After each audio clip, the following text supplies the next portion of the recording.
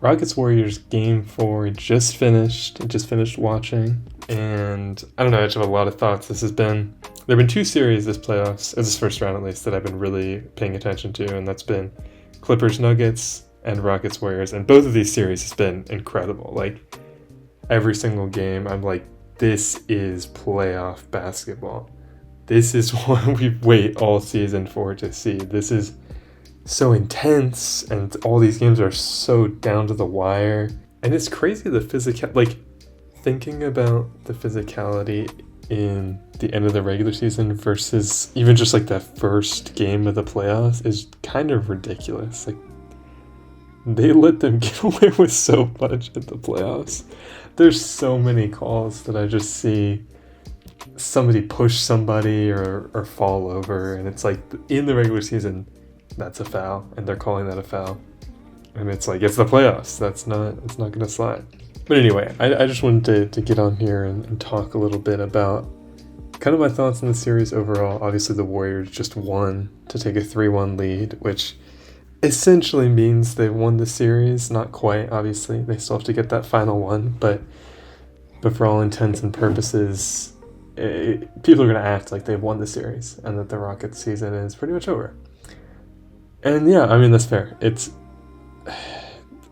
I don't see a world where the Rockets win 3 games before the Warriors win 1, especially if Jimmy Butler is still playing.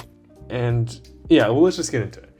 I think obviously the biggest thing that people are going to point at for this Rockets loss is Jalen Green, and just his inconsistency throughout this whole series. He had that one game that was incredible, 38 points, ridiculous, led them to the win, and that was awesome. It's like, okay, this is what we're going to expect from you now.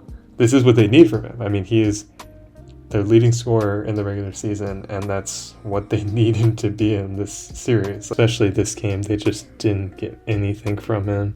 I mean, that first quarter he got in, it felt like he turned the ball over for the first 5 possessions, and it was just bad. And this is a Rockets team that doesn't have a super strong offensive identity or consistency, and so when you're lacking that, it's really going to hurt you. And I think the other thing that really, really hurt them was free throws, and that's another offensive thing. Like, they shot 60% from the free throw line, 19 for 31, and that's just really bad. Especially for a playoff game, must win, that ends up being this close. It ends up being a 3-point game, and you miss 12 free throws. I mean, you think even if you make half of those, you win this game. And if you make all of those, it feels like you win this game pretty easily. And obviously, there's never a point where you would expect a team to make every single one of their free throws, but missing that many is just not... You're not going to win a lot of games if you're leaving that many points on the board. I mean, everybody says it, and it's true. But I do think I was really impressed. I've been really impressed with how the Rockets have played this whole series, honestly. This is a super tough first-round matchup. I mean, Stephen Curry and Jimmy Butler in the first round in a playoff series, that's tough. And we know that this Rockets team does not have a strong offense, and the Warriors have a really good defense, especially with a guy like Draymond Green at the helm. And really, he's been one of the biggest reasons why they won.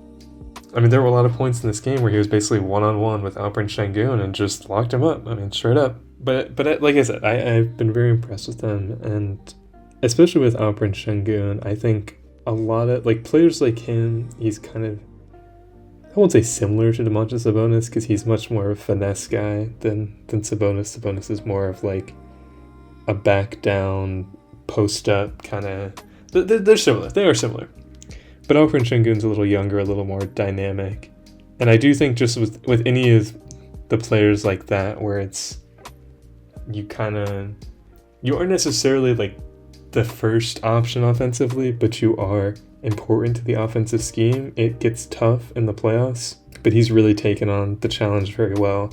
And when they need him to be a scorer, he's been a scorer. I mean, that third and fourth quarter, he was like the only reason they were actually in the game. I think he ended up with like 31 points leading the Rockets. And they needed all of this. And obviously they needed more, but I think he's done a really good job kind of handling everything the Warriors have thrown at him. And I mean, it's really mostly just been Draymond Green, but still being able to handle that matchup. And just be pretty consistent offensively has been very impressive. And I also, especially this game, obviously Fred VanVleet has struggled overall in the series, but this game, he was just great. Like, if it's so nice to have a veteran presence like that. And I think when he was leaving the Raptors, there was a lot of talk of like, oh, he's just going here to get his bag. He's like not really going here to turn this Rockets team around. It's more like, I just want to get money and I'm still going to play, but like, I don't really care that much. But he has really taken on this veteran leadership role. It's felt like throughout the series, honestly, whenever things have gotten kind of out of hand, he's really tried his best to steady this Rockets team that's really young and kind of flying around all the time. And then, yeah, on the Warriors side, obviously, huge game from Brandon Podziemski. I mean, if he doesn't have this performance, it feels like the Rockets win pretty easily. But it was very impressive. And it was a lot more than just the scoring. I mean, he drew some charges, he drew some offensive fouls. Maybe he might not have drawn any charges, but he definitely drew some offensive fouls. And it was like, yeah, that's the kind of player he is. He's just going to earn you extra possessions, and he's going to make them count. And he had it going. He was shooting the three really well. He was driving. And then obviously, on a night where Stephen Curry doesn't really have it going, I mean, the Rockets' whole game plan has just been, don't let Stephen Curry play as much as you can. Like, if we can take him out of any play or any action, then we're going to, even if that means sending a bunch of people to him. And so on a night like that, you really are relying on guys like Podziemski and Buddy Hield too. Shout out Buddy Hield. This is probably like the best Buddy Hield playoff game I can remember in a while. No offense, that sounds mean to him, but I don't know. I'm glad that he had a good performance, and they needed it.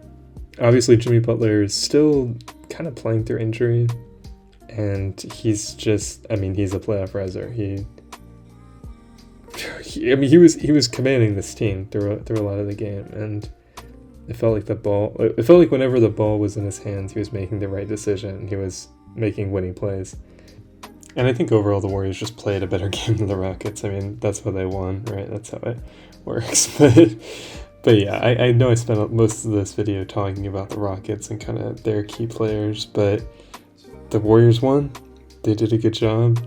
Draymond Green was in foul trouble for like the whole third quarter, and that's when the Rockets really made their big push, which is telling. He is definitely a very, very key part of their defense and their game plan, especially on a guy like Alperen Sengun. When Draymond Green wasn't in the game, Alperen Sengun was kind of just getting whatever he wanted and going straight to the basket. And I know there's always some antics that come along with having Draymond Green on the court, and we saw some of that tonight. But overall, yeah, awesome game, very enjoyable, super close, incredible. Shout out Steven Adams. I know I didn't say anything about Steven Adams, but I love watching that guy play. It's just, I don't know, such a unique play style in the modern NBA where you don't see a lot of guys that are just out there to rebound and block shots. Usually you gotta be at least a little bit of an offensive threat or like a three-point shooting threat. So it's cool. It's cool to see the Rockets play a very unique style of basketball.